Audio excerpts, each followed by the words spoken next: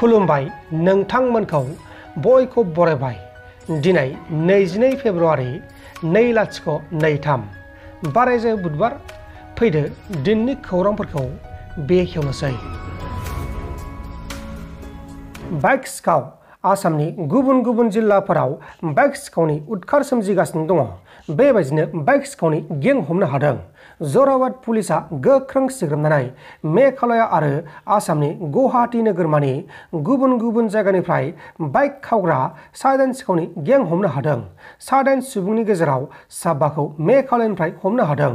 हमजानाय गासै सिखावफोरनि मुङा जाबाय हारिस दास, दिपु तेरं, दिव्या ज्योति सयकिया, सामपां सेडाक, मालदिनि सेमप्लियां, बानराबलां मालाय, जेदामिं मालाय आरो बिकि मालाय। दा बिसोरखौ एरेस्ट खालामनानै आयेननि बायदि एबा जोबथेसालिनि साजा फोसावनाय जासिगोन। बिसोर 7 सिखावनि गेंआ आसामनि आरो मेघालयानि गुबुन गुबुन जिल्लाफोराव बाइक सिखावखौ खालामगासिनो दंमोन। गुवाहाटी नोगोरमायाव गिथाव बाथाव बुथारनि केसआ सोलिबाय थानाय समावनो आरोबाव गुवाहाटी नोगोरमानि नुनमाटी भबानिपुर ओनसोलाव सासे 32 बोसोर बैसोनि सुबुंखौ बुथारना दोननाय थासारियाव बोखांनो हादों। बुथारजानाय सुबुंनि मुङा जाबाय गौतम गहाय।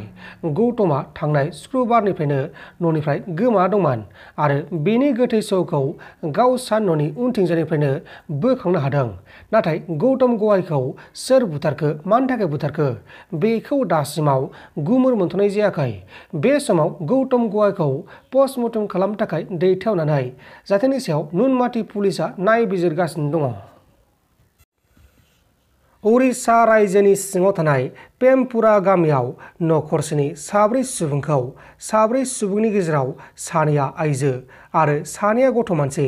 बिसोरनि सायाव सासे आइजोनि फिसाया एसिडजों सारनानै गोब्राब जखम खालामदों। एसिड सारग्रा दायनिगिरि फिसायनि मुङा जाबाय चन्दन राणा। चन्दन राणानि बिसिया गावनि बिफानि न'आव दंहैयोमोन। उनाव चन्दन राणाया गावनि बिसिखौ लांफिननो थाखाय थांनायाव बिसिया थाङा होननानै बुंनायाव बेहायनो बे जाथायखौ खालामदों आरो जेब्ला बिनि बिब'आ बिनानावखौ रैखा खालामनो थांदोंमोन बेनि सायावबो एसिडजों सारदों। लोगोसे साखाथि फाखाथियाव थानाय बिब'नि फिसाला आरो फिसाजोनावबो एसिडआ नांदों। उनाव जोखोम जानायफोरखौ फाहामसालियाव फाहामथायनाय जादों। लोगोसे बे जाथायखौ लानानै उरिष्या पुलिसा गोथौयै नायबिजिरनाय जादों आरो दायनिगिरिखौ थाबैनो एरेस्ट खालामगोन होननानै पुलिसा रादाय होदों। मानोना दायनिगिरिया जाथायखौ खालामखांनानै जाथायसालिनिफ्राय खारखोमालांदों। लोगोसे बे जाथायखौ लानानै रायजो नाङैनो दुखु मोननो फोरमायदों। नोंथांमोन दासिमनि माखासे खौरांफोरा बेखिनिनोमोन। बेखिनिसिम नायनायनि थाखाय नोंथांमोननिसिम रोजा रोजा साबायखर।